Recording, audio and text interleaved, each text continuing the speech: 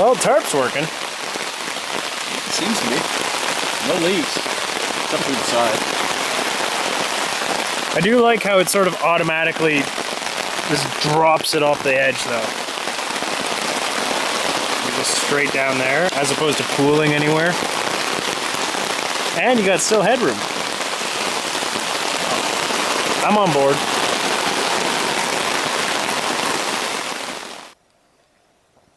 The No Bug Zone by Eureka.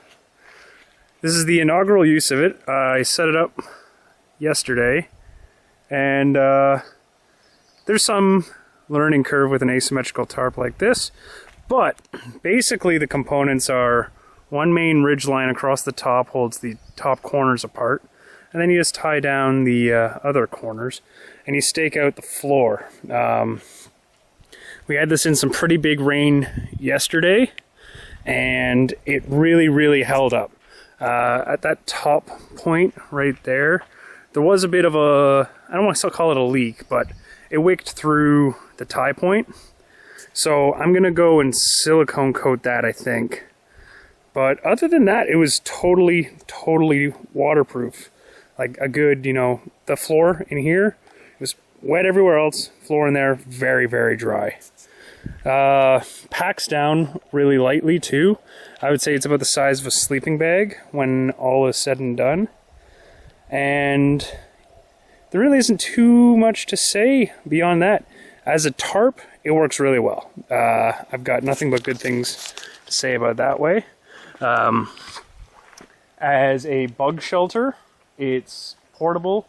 You can set it up with logs on the inside, or they do sell some pack down poles that just sort of go in there straight to the floor, and then you just tie down this to other stakes.